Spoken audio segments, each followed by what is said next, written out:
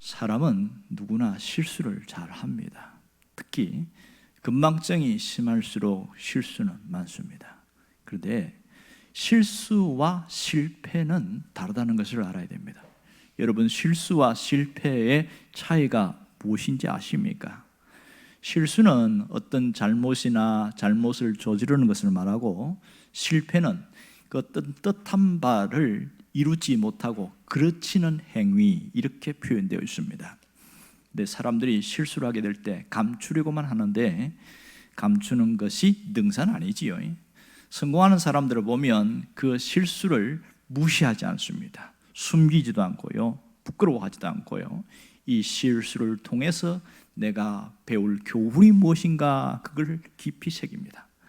그러나 실패와 실수는 명백히 다르다는 걸 알아야 됩니다. 실수는 착오요 부주의합니다. 그러나 실패는 일이 뜻한 바대로 되지 않은 것을 말합니다. 실수는 경로 이탈에 해당되어지는데요, 실패는 반대 방향에 도착한 걸 말합니다. 그러니까 실패는 마지막이라는 그런 의미를 담고 있고, 실수는 과정이라는 의미를 담고 있습니다. 사람들은, 문제는 실수를 실패로 생각하는 사람들이 있는 거예요. 나는 실패했다, 그래서 좌절하고 절망하고 또 원망하고, 이런 일들이 굉장히 많습니다. 분명히 우리가 알 것은 실수는 실수일 뿐이다, 그걸 알아야 됩니다. 오늘 본문에 보면 이스라엘 백성들이 끔찍한 실패의 모습이 나옵니다. 단순한 실수가 아니었습니다. 실패를 했다는 것이죠. 그것도 씻을 수 없는 실패를 했습니다. 그것이 뭔지 아세요? 황금 송아지 사건이었습니다. 출애굽한 이스라엘 백성들은 시내산에서 1년 동안 거기에 머물면서 거룩한 하나님의 백성이 되기 위한 훈련을 받습니다. 하나님께서는 모세를 통하여 율법을 전해줍니다. 그래서 그들이 지켜야 할 율법을 주고서 너희들이 이 말씀대로 살겠느냐 그랬더니 모두가 아멘 했어요. 십계명을 미리 줬어요. 그래서 아멘 했단 말이에요. 그러고 난 다음에 모세가 시내산 정상으로 올라갑니다. 거기서 40일 동안 주야로 먹지도 않고 거기서 하나님과 대면해서 율법 돌판을, 이제는 판에 기록한 걸, 하나님이 직접 기록한 걸 갖고 내려오는 거예요. 근데 산 아래에서 무슨 일이 벌어진지 아세요? 이 사람들이 말이에요, 아론을 부축해가지고 황금 송아지를 만들어내요. 이 황금 송아지를 만든 것이 자체가 문제가 아니라, 이 송아지를 보고 뭐라고 그러냐면, 이것은 우리를 애굽 땅에서 인도해낸 하나님이다, 이렇게 말한 겁니다. 우상화한 거죠. 하나님이라고 만든 거예요. 이게 심각한 거 아니겠어요? 단순히 우상 숭배가 아니고요, 이것이 하나님이다, 이런 거예요. 높고 높으신 하나님을 하찮은 우상화시킨 것, 이것은 십계명의 제2계명과 제3계명을 범한 일이죠. 우상을 만들지 말고 섬기지 말고 절하지 말라, 그리고 여호와의 이름을 망령되 일컫지 말라, 명백하게 십계명을 범했습니다. 화가 난 하나님이 이들을 싹 쓸어버리려고 했습니다. 그리고 모세를 통해서 내가 다시 시작하겠다 그랬더니, 모세가 거기서 아무것도 모르잖아요. 하나님, 그러시면 안 됩니다, 이러면 하나님의 모든 것이 다 먹칠됩니다, 이러면서 기도했을 때 하나님이 조금 화를 가라앉혔어요. 그리고 모세가 산 아래 내려왔더니, 아이고, 엄청 충격을 받는 거예요. 세상에 40일 동안 산 위에 가 있었는데 이 무슨 판이 벌어졌는지 엉망인 거죠. 돌판을 들고 내려왔는데 더 이상 십계명 돌판이 의미가 없게 되어버렸습니다. 그래서 돌판을 확 집어 던져버린 거지요. 쫙 깨져버렸잖아요. 왜 그랬을까요? 모세는 이 이스라엘 백성들에게 더 이상 희망이 없음을 깨달았습니다. 그들이 하나님의 말씀을 지키겠다 아멘 했는데 그들은 완전히 딴 방향으로 갔거든요. 그래서 비극적인 일이 일어나지 않습니까? 주동자들 3,000명이 칼에 죽는 그런 끔찍한 일들이 있습니다. 이것은 이스라엘 역사의 가장 중요한 사건이었습니다. 치명적인 죄요, 하나님께 정면으로 도전하는 죄가 바로 황금 송아지 사건입니다. 하나님은요, 하나님을 우상화하는 것 자체를 용납하지 않습니다. 이것은 가장 큰 불순종이요, 영적인 타락입니다. 이스라엘 백성들, 그 공동체의 운명을 바꾸는 어마어마한 사건이었습니다. 이때에 모세가 필사적으로 하나님 앞에 중보기도를 합니다. 산 위에서 한 번 기도했지요, 산에 내려와서 또 한 번 기도하죠, 그 다음에 또 한 번 또 기도합니다. 거듭 3번에 걸친 중보 기도를 통해서 드디어 받아냅니다. 하나님이 내 그들을 용서하겠다, 거기까지 받아냈어요. 이 정도면 괜찮지 않습니까? 자, 12절에 보면 뭐라고 그러냐면 주의 명령한 노를 그치시고 주의 뜻을 돌이키사 주의 백성들의 이 화를 내리지 마옵소서. 모세의 3번째 간절한 중보 기도입니다. 주의 노를 돌이키지 마옵소서. 그랬더니 하나님이 알았다, 내가 용서하마, 이렇게 됐어요. 그러나 하나님이 뭐라고 그러냐면 내가 가나안에는 함께 가지 않겠다, 이렇게 말씀하시는 거예요. 대신에 한 천사를 보내서 천사가 가서 그렇게 함께 하겠지, 나는 안 간다, 이런 겁니다. 이때의 모세의 마음이 어떠했을까요? 하나님이 안 가겠다고 하니까 또 모세가 가만히 있을 수가 없어서 다시금 하나님 앞에 엎드려서 기도하는 장면이 12절부터 오늘 23절까지 나오는 장황한 사건입니다. 이 속에서 이제 결국은 하나님이 함께 가겠다고 말씀하긴 하셔요. 그런데 모세가 저 이스라엘 백성들을 보면서 지쳐버렸습니다. 이스라엘 백성들이 하나님이 살아계신 것도 알고 시내산에 하나님의 임재가 나타나는 것도 경험했습니다. 그러나 그들은 다시 옛 모습으로 돌아갔어요. 애굽에서 살던 모습으로 돌아가 버렸다는 것이죠. 모세는 이스라엘 백성 보면서 너무 실망이 된 거예요. 이제는 이들을 끌고 가나안으로 갈 자신이 없었습니다. 변하지 않는 이 백성들은 미래가 보이지 않는 내일과 같았거든요. 그래서 모세가 뭐라고 기도한 줄 아세요? 주의 길을 내게 보여주옵소서. 주의 길을 보여주옵소서. 그렇게 기도합니다. 이 모세는 하나님의 명령에 순종해서 여기까지 왔어요. 그러나 길이 보이지 않는 거예요. 그 막막한 상황 속에 두려워 떨 수밖에 없습니다. 이젠 너무 지쳐버렸어요. 자기 속에 있는 모든 에너지가 고갈되었고 절망했습니다. 그들을 인도할 자신이 없어진 것이죠. 이렇게 모세가 망설이고 고민하고 그렇게 했습니다. 그는 끝까지 하나님께 순종하면서 여기까지 왔거든요. 문제는 앞이 보이지 않습니다. 미래가 보이지 않습니다. 이 모세의 마음이 어떠했을까? 그래서 모세가 하나님의 은혜를 구합니다. 그리고 하나님의 응답하시는 것이 이 내용 안에 잘 나와 있습니다. 14절을 보면 이렇게 나오지요. 여호와께서 이르시되 내가 친히 가리라, 내가 너를 쉬게 하리라. 드디어 하나님이 직접 같이 가겠다고 말씀하고 계셔요. 하나님은 모세를 위해서 함께 가려고 분명하게 이야기했습니다. 이제 너는 쉬어라, 내가 갈 테니까 이제 쉬어라. 그럼 이 정도면 충분하지 않아요? 이렇게 하나님이 직접 말씀하시면 아멘, 할렐루야 이러고 나서 벌떡 일어나서 가야 되는데 안 가는 거예요. 모세가. 이 모세의 마음이 다 풀리지 않았어요. 이런 백성들을 이끌고 광야로 간다는 게 엄두가나지 않은 거예요. 왜냐하면 이 광야는 무슨 일이 벌어질지 예측할 수가 없고 예상이 되지 않습니다. 시시각각으로 변하는 상황, 또 하나는 이스라엘 백성들의 마음이 더 언제 저들이 돌변할지 모른다는 거예요. 그래서 하나님 나 힘들어요, 못하겠어요 이러니까 하나님이 모세를 야단치지 않고 따독거리고 격려합니다. 그리고 모세의 투정을 다 받아줘요. 이 말씀을 읽으면 기가 막혀요. 하나님이 따독거리면서 야 모세야, 그러지 말고 네가 들고 일어나라. 그랬더니 모세가 그러면서도 마음에 만족이 되잖아. 만족이. 그래서 모세가 하나님께 뭐라고 그러냐면 18절에 원하건대 주의 영광을 내게 보이소서 이렇게 말합니다. 원하건대 주의 영광을 내게 보이소서. 왜 모세는 하나님의 영광을 보여달라고 했을까요? 하나님이 친히 내가 가리라 이렇게 했는데 그것에 만족하지 못하고 있는 거예요. 주의 길을 내게 보여달라고 그랬을 때 하나님이 기도 응답했잖아요. 알았다, 내가 길을 보여줄게. 하나님 같이 가야 됩니다. 같이 갈게. 그 정도면 충분하지 않아요? 그런데 왜 또 하나님의 영광을 구하고 있느냐는 겁니다. 사실 모세에게 필요한 건 뭐예요? 능력이에요. 강력한 카리스마입니다. 그러면 우리 같으면 하나님 내게 능력을 주세요 이렇게 되는데 그는 능력을 구하지 않았습니다. 그는 하나님의 영광을 구했어요. 어쩌면 모세가 하나님 이 가난에 빨리 가게 해주세요. 이렇게 기도하는 게 더 실제적이고 현실적입니다. 우리에게 하나님 아프지 않게 해주세요, 돈 주세요, 이런 거와 똑같은 거죠.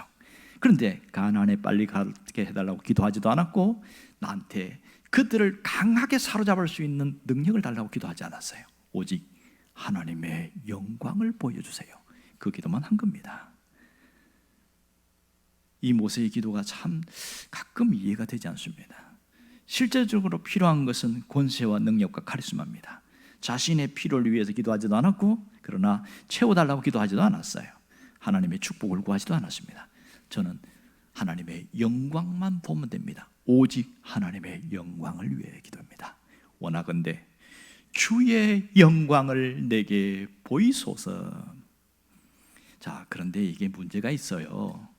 하나님 입장에서는요, 이 모세의 기도를 들어주기가 굉장히 어렵습니다. 그 요구는 쉽게 들어줄 수 있는 게 아니에요. 20절에 보면 하나님이 뭐라고 말씀하냐면, 네가 내 얼굴을 보지 못하리니 나를 보고 살 자가 없으리라. 그래서 그 전에 그 얘기 아시죠? 시내산에서 그 모세가 올라갔을 때에도 백성들이 이 경계선까지 올라오면 안 된다, 선을 딱 그었어요. 왜냐하면 여호와의 임재가 있는 데서 올라오면 죽는다 그랬거든요. 그러니까 하나님을 직접 보면 죽을 수도 있다는 거죠. 그런데 그럼에도 불구하고 주의 영광을 보여달라고 하는 것은 너무나 지나친 기도고 떼쓰는 것 같지 않습니까? 왜 그랬을까요? 하나님의 영광 속에 하나님의 영광을 통하여 주시는 강력한 은혜가 필요했기 때문에 그렇습니다. 하나님의 은혜를 경험하지 못하면 이 현실의 무게를 감당할 수가 없는 거예요. 하나님의 은혜에 사로잡히지 않으면 자신이 견딜 수 없고 이길 수 없기 때문에 이러한 기도를 한 겁니다. 이미 모세는 2번이나 하나님의 영광을 본 적이 있어요. 제일 처음에는 소명을 받을 때입니다. 떨기나무 가운데에서 거기서 하나님의 영광을 보았습니다. 그리고 2번째는 시내산에서 빽빽한 구름 속에서 임하신 하나님의 영광을 보았어요. 그런데 또 하나님의 영광을 보여달라고 이야기하는 거예요. 원하건대 주의 영광을 내게 보이소서. 도대체 하나님의 영광이 무엇이길래 이토록 하나님의 영광을 보여달라고 그렇게 간구하고 있는 것일까요? 이 세상에서요, 하나님의 영광을 목격하지 않으면 하나님의 영광스러운 자리에 갈 수 없다는 거 압니다. 그런데 하나님의 영광이라는 것이 눈에 보이는 실체입니까? 아니면 경험적인 겁니까? 후자가 맞겠지요. 이 하나님의 영광은 영적 세계고 초월적인 세계고 하나님의 영역이거든요. 그런데 이걸 필사적으로 기도하고 있단 말이에요. 왜 그래요? 모세는 다른 것으로는 만족할 수가 없기 때문에 그렇습니다. 다른 것으로 위로가 되지 않기 때문에, 다른 것으로는 일어날 수 있는 힘이 없기 때문에 내가 일어날 수 있는 강력한 힘은 하나님의 영광뿐이다. 그걸 그가 알았거든요. 모세를 일어나게 하는 힘은 어디에서 나옵니까? 하나님에 대한 갈망, 하나님에 대한 나아감, 하나님을 사모하는 마음, 하나님의 영광을 바라볼 때에 그는 드디어 일어설 수가 있다는 것이지요. 하나님의 영광을 경험하는 것보다 더 강력한 능력은 없다는 것을 알았기 때문에 그렇습니다. 그래서 하나님은 굉장히 어려운 요구를 들어주셔요. 하나님은 모세에게 특별한 체험을 하게 하는데 그게 22절과 23절에 나옵니다. 함께 읽어볼까요? 내 영광이 지나갈 때에 내가 너를 반석 틈에 두고 내가 지나도록 내 손으로 너를 덮었다가 손을 거두리니 네가 내 등을 볼 것이요 얼굴은 보지 못하리라. 자, 여기서 하나님의 영광이라는 히브리어 단어를 보면 하나님의 얼굴이라는 뜻을 갖고 있어요. 하나님은 이 모세에게 하나님의 영광을 친히 목격하게 해 주었습니다. 그러나 하나님의 영광을 똑바로 볼 수 없게 하고 손으로 그를 잠시 덮었다가, 그래서 하나님이 지나간 다음에 그 영광, 등 모습을 보게 했습니다. 여기서 주의할 건 뭐냐면요, 하나님의 얼굴, 하나님의 등, 이런 단어가 나온단 말이에요. 그러면 하나님은 얼굴도 있고 하나님은 등도 있느냐? 이런 의문점이 생기죠. 하나님은 영이십니다. 형체가 있습니까? 없습니까? 형체 없어요. 육체가 없기 때문에 하나님은 얼굴도 없고 등도 없어요. 근데 왜 이렇게 기록했냐? 사람들이 이것을 이해하지 못하니까 실제 하나님이 그렇게 나타난 것을 의인화, 우리를 이해시킬 수 있도록 의인화해서 말한 겁니다. 모세가 하나님의 등을 보았다는 게 무슨 뜻일까요? 여기서 하나님의 얼굴은 하나님의 영광의 가장 빛나는 모습을 말하고 있고, 하나님의 등은 그 하나님의 영광의 주변에 나타난 부분, 주변의 영광을 보여주는 그런 모습이라고 할 수 있습니다. 예를 들면 이런 거죠. 태양을 바라볼 때, 그 강력한 태양이 볼 때 직접 눈으로 쳐다보면 어떻게 될까요? 어떤 분이 몇 분만 뚜렷하게 쳐다보면 시력을 잃어버린다고 합니다. 너무 강해서. 그런데 저녁 노을이 싹 질 때에 그 주변에 해가 탁 떨어지기 직전에 그 노을이 아름답잖아요. 이게 태양의 영광이라고 이야기해요. 하나님의 모습을 직접 보면 죽으니까, 그래서 하나님이 얼굴을 모세를 가렸다가 주변의 영광을 보여준 거예요. 그런데 그걸 통해서 모세가 확 살아났습니다. 오늘 여기서 우리에게 주시는 신앙적인 메시지가 있다는 것을 기억해야 합니다. 무엇입니까? 은혜를 경험한 사람은 문제 앞에서 넉넉지 않는다는 사실입니다. 하나님 앞에 나갑니다.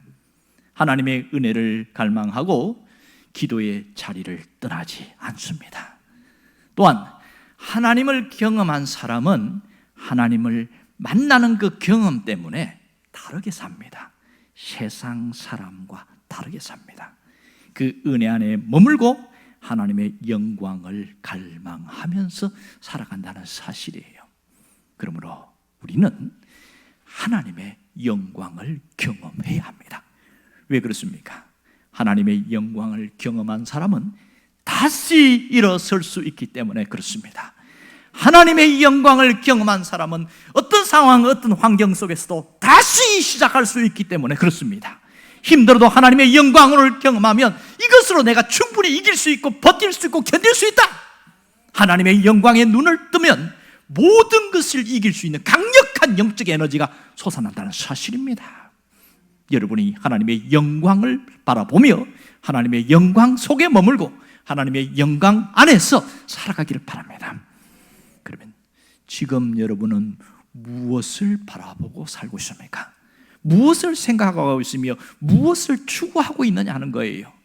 사람들은 저마다 다양한 생각, 다양한 가치관을 갖고 살아가면서 그 삶 속에서 사는 방법, 방식도 다른 것을 알 수 있습니다. 어떤 사람은 미래를 향해서 열심히 달려가는 사람이 있어요.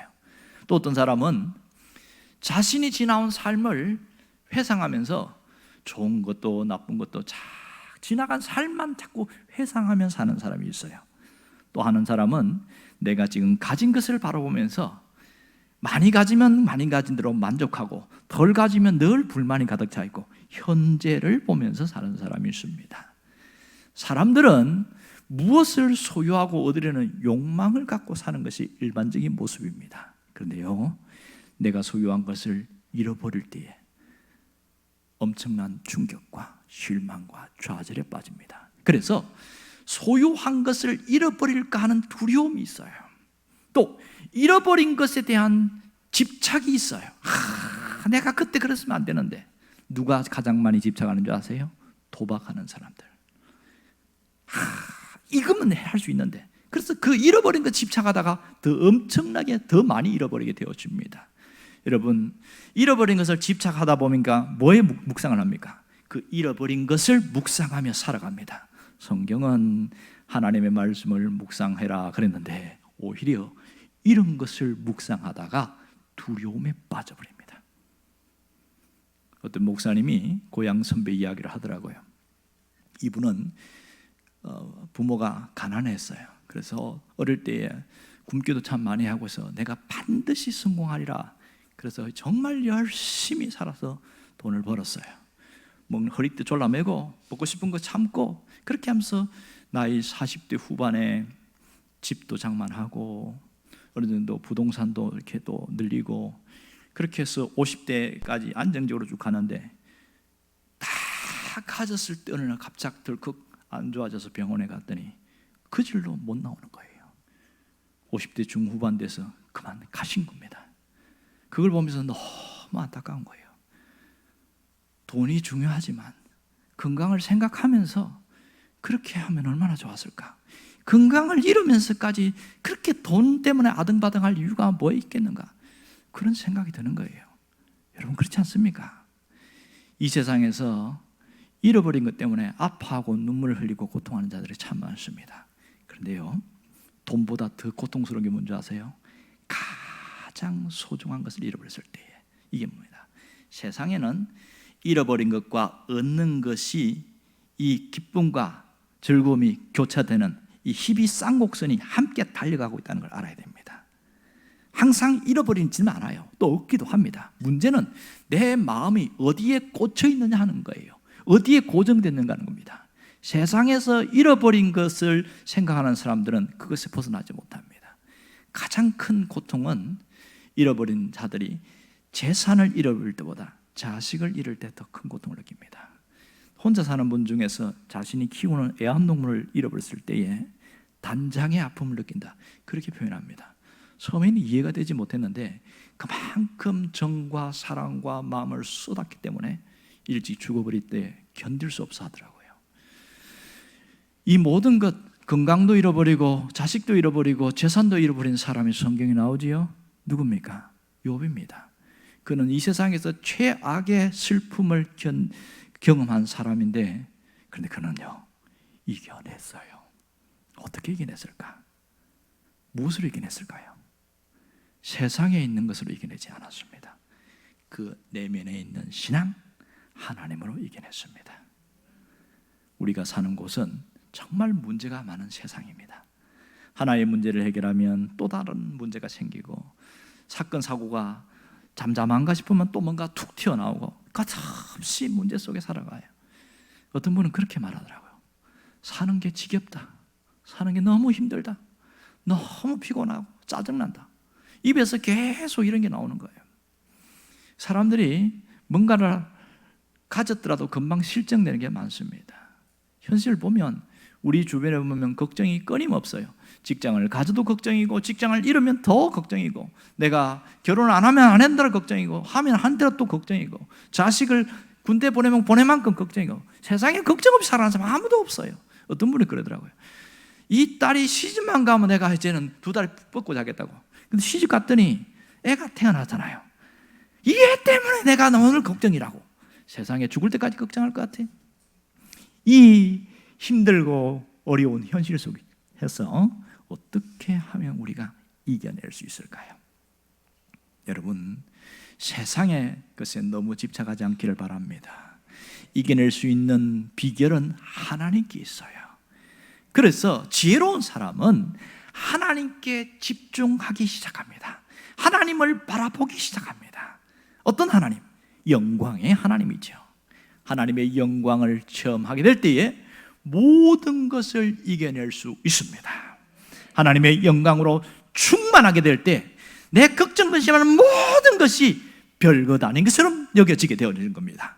그래서 모세는 주의 영광을 목격했고, 하나님의 영광에 목마르고 하나님의 영광을 또다시 경험하기를 간절히 소원했다는 것을 알아야 합니다.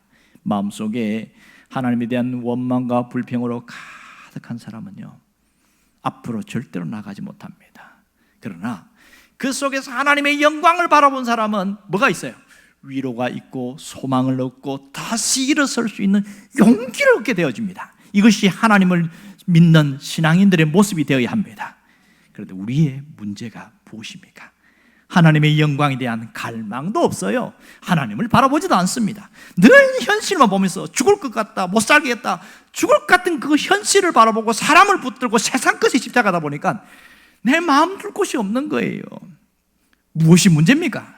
하나님이 살아계시지 않은 것도 아니고, 하나님이 나를 완전히 구렁텅이에 넣은 것도 아니에요. 내가 땅의 것을 바라보고 땅의 것의 영광을 구하니까 문제가 된 것이지요. 하나님의 영광을 갈망하는 자는 살 길이 열립니다. 왜 그렇습니까? 절망적인 상황에서 극복할 수 있는 강력한 힘은 하나님께 있기 때문에 그렇습니다. 우리가 사는 현실은 정말 불안함 그 자체입니다. 예측 불능의 시대를 살고 있습니다. 지금 현실을 대해서 미래학자들은 두 가지로 표현하고 있습니다. 하나는 블랙 스완 시대다, 또 하나는 퍼펙트 스톰 시대다, 이렇게 표현합니다. 블랙 스완 시대라는 건 뭐냐면 백조가 하얗잖아요. 그런데 검은 백조가 있는 거예요. 독일의 어떤 탐험가가 호주를 가봤더니 변종인 검은 백조를 본 거예요. 그걸 보면서 미래학자들이 지금은 예상과 예측을 할 수 없는 그런 시대다, 이 변종이 나오는 그런 시대라는 거죠. 갑자기 터진 코로나처럼 말입니다. 또 하나는 퍼펙트 스톰의 시대라고 그러는데, 이 말 자체는 2개 이상의 태풍이 팍 충돌했을 때에 그 영향력과 폭발력이 어마어마하게 커지는 현상을 퍼펙트 스톰이라고 합니다. 지금 우리는요, 내가 인지하지 못한데 벌써 4차 산업혁명 시대로 들어왔어요. 깊숙이 들어와서 이제 4차 산업혁명으로 들어가는구나 하는데 갑자기 팬데믹 현상이 생겨버린 겁니다. 그러니까 가장 직격탄을 맞은 사람이 자영업자잖아요. 너무 정신 못 차리는 거예요. 정말 퍼펙트 스톰이에요. 타격을 입어서 의식조차 할 수 없는 상황에서 쑥 빠져버린 거예요. 살기 위해서 몸부림치고 허우적거리는데 희망이 없어 보여요. 이 답답하면 어떻게 합니까? 그래서 마음이 심지가 웃지 못한 사람은 자살을 합니다. 이번 코로나 때문에 자살하는 사람이 너무 많아요. 가슴이 아픈 일이죠. 여러분, 이러한 시대 속에 우리가 살아남을 수 있는 비결이 무엇일까요? 하나님밖에 없습니다. 우리를 일으키는 힘은 오직 하나님께 있습니다. 삶을 일으키는 능력은 그분의 능력 속에 있다는 걸 잊지 않기를 원합니다. 어렵고 힘든 상황을 극복할 수 있는 힘, 오직 하나님께만 있습니다. 그 하나님을 믿고 의지하고 위탁하는 자는 다시 일어설 수 있습니다. 그러므로 믿음이 이토록 중요한 거예요. 삶과 죽음의 갈림길에서 믿음이 있는 사람은 하나님을 바라보고 견뎌내지만 믿음이 없는 사람은 죽어버리는 겁니다. 믿음은 모든 문제를 하나님께 위탁하게 만들어버리는 강력한 원동력입니다. 그러므로 믿음으로 사는 사람은 절대로 무너지지 않습니다. 믿음으로 사는 사람은 힘든 상황에도 다시 일어난다는 거예요. 왜냐하면 그 속에 하나님이 계시기 때문입니다. 하나님이 역사할 것 믿기 때문입니다. 하나님은 정말 믿음으로 사는 그 사람에게 다시 일어설 수 있는 강력한 힘을 주신다는 사실입니다. 우리가 해야 될 일이 뭘까요? 믿음으로 살아가야지, 그 마음을 결단하는 거예요. 나는 오직 믿음으로 살아가리라. 그 결단이 사람의 삶을 갈라놓습니다. 사람이 힘들고 어렵다고 무너지는 게 아니에요. 환경이 어렵다고 인생이 무너지지 않습니다. 무엇 때문에 사람이 무너질까요? 마음이 무너졌기 때문에. 신앙적으로 이야기하면 그 속에 하나님을 잃어버렸기 때문에 무너지는 겁니다. 하나님의 은혜가 사라졌기 때문에 무너지는 거예요. 현실은 절망적이지만 하나님이 준비하고 계신다는 믿음을 가진 사람은 결단코 무너지지 않습니다. 왜? 하나님이 준비하고 계시니까. 기도하는 사람은 절대로 무너지지 않아요. 왜요? 절망적인 상황이고 상황은 정반대로 가는데 기도하면 뭐가 오냐면 마음에 평안이 오는 거예요. 걱정하지 마라. 내가 도와줄게. 걱정하지 마라. 눈 뜨고 나면 걱정을 해야 되는 상황이야. 그런데 기도하면 뭐예요? 내가 너와 함께 하지 않느냐? 이 속에서 기도하는 사람은 어디를 선택할까요? 하나님을 선택합니다. 이것이 얼마나 인생을 바꾸는지 모릅니다. 아무리 절망적인 상황이라 할지라도 하나님이 예비하신 영광을 보여달라고 기도할 수 있기를 바랍니다. 이렇게 하나님의 영광을 보여달라고 기도하는 그 사람에게 하나님 뭐 주셔요? 은혜를 주십니다. 능력을 주십니다. 긍휼을 베풀어 주시는 거예요. 다시 일어날 수 있는 은혜와 긍휼을 부어주신다는 사실입니다. 19절 말씀이 이렇게 나오고 있습니다. 나는 은혜 베풀 자에게 은혜를 베풀고 긍휼히 여길 자에게 긍휼을 베푸느니라. 누구에게 은혜와 긍휼을 베풀까요? 누구예요? 하나님께서 내게 은혜 주시기를 원합니다. 나에게 긍휼을 베풀어 주시기를 원합니다. 그렇게 나오는 자 아니겠어요? 자, 하나님은 정말로 은혜 베풀 자를 은혜 베풀고 긍휼을 베풀 자를 긍휼히 여기십니다. 이걸 보면 모든 것은 하나님의 절대 주권에 있다는 것을 알 수 있습니다. 지금도 하나님은 은혜 베풀 자에게, 그에게 따뜻한 햇빛과 같은 은혜를 주십니다. 마음이 힘들고 우울한 자에게, 긍휼히 여길 자에게 하나님이 긍휼을 베풀고 있습니다. 여러분은 하나님의 은혜와 긍휼을 입은 자가 되기를 원합니다. 이런 은혜와 긍휼을 입은 자는 절대로 무너지지 않습니다. 누가 이런 삶을 살 수 있을까요? 하나님의 은혜와 긍휼을 날마다 구하는 사람입니다. 그 은혜를 경험하고 살아가는 사람이에요. 은혜가 무엇인지 아는 사람은요, 은혜를 사모합니다. 하나님, 나에게는 은혜가 필요합니다. 하지만 은혜의 경험이 없는 사람은 그 은혜가 무엇인지를 몰라요. 그래서 은혜를 갈망하지 않습니다. 그저 눈앞에 닥친 대로 뭔가 나에게 도움을 줄 수 있는 사람, 자꾸 사람을 의지하는 그런 어리석은 자가 얼마나 많은지 몰라요. 여러분은 하나님의 은혜를 구하는 자가 되기를 원합니다. 하나님의 긍휼을 구하는 자가 되기를 원합니다. 그러면 하나님은 우리에게 은혜와 긍휼을 부어주시는데요, 놀라운 건 뭔지 아세요? 다시 일어날 수 있는 힘이 확 솟아난다는 겁니다. 현실은 어려운데 넉넉히 견딜 수 있는 힘이 생긴다는 사실입니다. 또한 하나님의 영광을 날마다 구하기를 바랍니다. 하나님은 이 하나님의 영광을 보여주시기를 원하시고 그 영광 가운데 살아가기를 원합니다. 그 영광을 보면서 가는 자는 이길 수 있어요. 험한 세상, 힘든 세상 이길 수 있다니까요. 우리의 문제는 계속 이어집니다. 위기는 10년 전에도 위기였고 20년 전에도 위기였고 지금도 위기입니다. 눈앞의 현실은 답이 없어요. 그래서 문제에 자꾸 빠질 수밖에 없는 것이죠. 하지만 이 길은 하나님의 영광을 보는 데서부터 대로같이 열린다는 것을 알기를 원합니다. 내 마음속에 고속도로가 뚫어지면 내 삶에도 고속도로가 뚫어질 줄 믿습니다. 이 하나님의 영광을 보면 세상을 이길 수 있는 힘이 생깁니다. 하나님의 영광을 보면 모든 슬픔을 이길 수가 있습니다. 왜? 하나님의 영광이 내 살아갈 수 있는 영적인 에너지의 원천이거든요. 영혼의 부흥은 어디서 일어납니까? 하나님의 영광을 바라보는 자에게입니다. 그래서 모세는 수없이 몰려드는 문제 앞에서 하나님 앞에 주의 영광을 내게 보여주세요, 그걸 목숨 걸고 기도했어요. 내가 백성들을 잘 이끌 수 있는 강력한 카리스마를 주시고 이 백성들을 리드할 수 있는 능력을 달라고 기도하지 않았습니다. 저 백성들이 아주 순한 양같이 되게 해주세요, 절대로 그 기도하지 않았습니다. 뭘 기도했어요? 주의 영광을 보여주옵소서. 그것이 모세의 기도였습니다. 우리의 기도도 달라지기를 원합니다. 이렇게 기도가 달라진 사람은 삶이 달라져요. 우리 삶이 어떻게 달라져야 될까요? 헛된 영광, 거짓된 영광을 위해 살지 마시기를 바랍니다. 하나님의 영광을 위하여 살아갈 수 있기를 바랍니다. 하나님의 영광이 내 안에서 내 삶으로 흘러가기를 원해요.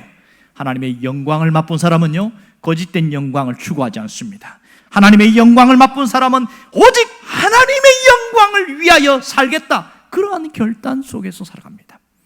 이스라엘 백성들이 왜 우상을 섬긴 줄 아세요? 이 우상이 주는 헛된 영광을 추구하니까 문제가 생깁니다. 반짝하다가 사라지는 그 거짓된 영광을 추구하다 보니까 그들이 우상에 빠지게 된 거예요. 돈을 많이 버는 것, 성공하는 것 대단히 중요합니다. 그러나 그것은 우리의 영광이 아니에요. 유명해지는 것도 우리의 영광이 아닙니다. 곧 목마름을 느끼고 곧 우리는 초라해질 수밖에 없습니다. 그것을 따라가면 그렇게 됩니다. 하나님보다 크신 분은 없습니다. 돈과 권력과 인기와 명예와 성공도 그 어떤 것도 우리의 자랑이 될 수는 없습니다. 여러분이 하나님의 영광이 우리의 영광이 된다는 사실을 잊지 않기를 원합니다. 하나님은 하나님의 영광을 드러내기를 원하십니다. 하나님의 영광을 보여주시옵소서. 내 삶 속에 하나님의 영광이 나타나게 해주옵소서. 이것이 여러분의 기도가 되기를 원합니다. 이것보다 위대한 기도는 우리에게 없습니다. 내게 하나님의 영광을 보고 가게 하시고 삶 속에 영광이 나타나게 하는 그 기도는 하나님이 응답하신다는 사실입니다. 모세에게 응답하신 하나님이 우리에게도 응답하십니다. 세상의 영광은 오래가지 않아요. 곧 시들어집니다. 풀은 마르고 곧 꽃은 시들어 버립니다. 여기에서 영원히 빛날 그 영광을 바라봐야 됩니다. 그렇다면 우리가 어떻게 살아가야 할까요? 날마다 임마누엘의 능력으로 살아갈 수 있기를 바랍니다. 임마누엘이 뭡니까? 하나님이 우리와 함께 하심을 믿는 게 임마누엘이에요. 그런데요, 어느 정도 신앙생활 하는 사람들은 임마누엘 모르는 사람 아무도 없어요. 문제는 지식으로만 끝나기 때문에 아무런 능력이 나타나지 않습니다. 임마누엘의 지식은 내게 아무런 능력이 나타나지 않아요. 임마누엘의 체험이 중요합니다. 임마누엘의 체험적 신앙이 그 사람을 확 바꾸어 놓습니다. 그것이 뭐예요? 하나님이 나와 함께 하신다는 것은 하나님의 영광의 은총을 경험하는 것이죠. 임마누엘의 은총을 경험하는 것, 이것이 하나님 나와 함께 하심 아니겠어요? 어디에 나타납니까? 하나님은 이미 우리에게 보여주었는데 그것이 요한복음 1장 14절에서 하나님의 영광이 뭔지를 보여줬습니다. 다 같이 읽어봅시다. 말씀이 육신이 되어 우리 가운데 거하심에 우리가 그의 영광을 보니 아버지의 독생자의 영광이요 은혜와 진리가 충만하더라. 하나님의 영광의 본체이신 그분이 육신을 입고 오셨다는 사실입니다. 예수 그리스도가 이 땅에 오셨다는 것은 그것은 하나님의 영광을 우리에게 직접 보여줬다는 겁니다. 하나님의 영광하니까 굉장한 광채와 막 신비한 세계 속에 들어가고 3층천 천국에 왔다 갔다 하는 그게 아니에요.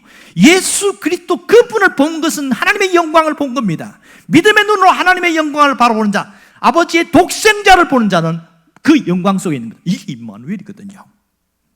이 영광을 바라본 자, 모든 유혹을 이기는 영적 에너지입니다. 모든 환경을 이기는 삶의 능력입니다. 그러므로 임마누엘의 능력으로 살아가겠다, 이 결심이 확실히 있어야 됩니다. 하나님이 나를 위해 싸우심을 확실히 믿으시길 바랍니다. 잘 보세요. 임마누엘의 확신과 능력이 있는 사람, 이런 사람들은 눈앞의 현실이 홍해같이 탁, 아이 큰일 났다, 어떻게 하면 되냐? 그때 어떻게 합니까? 확신 없는 사람은 이 백성들처럼 매장지가 없어서 우리를 여기를 죽이려고 데려왔느냐, 왜 그러냐, 원망하고 불평하고 짜증내고 화를 내고 막 이럴 텐데, 그 확신 있는 사람은 주님, 내가 할 수 없는 거 하나님이 열어주세요. 그랬더니 어떻게 됩니까? 홍해가 갈라지는 기적이 나타나잖아요. 그것이 3500년 전에만 나타난 사건입니까? 아닙니다. 지금 우리 삶 속에서도 홍해가 갈라지는 기적이 있어요. 그래서 더 놀라운 건 뭔지 아세요? 홍해가 갈라지는 기적보다 더 중요한 것은 홍해를 가르게 하시는 그 하나님을 볼 수 있어야 됩니다. 그것을 가르는 하나님의 하나님 되심을 볼 수 있어야 우리는 한평생 하나님을 놓지 않고 살아갈 수 있습니다. 우리가 일생 동안 하나님의 영광을 바라보기만 하면 우리는 승리할 수 있습니다. 하나님의 영광을 바라보는 사람은 다시 일어설 수 있다는 사실입니다. 그 하나님의 영광에 눈을 뜨는 은혜로운 신자들이 되기를 주의 이름으로 축원합니다.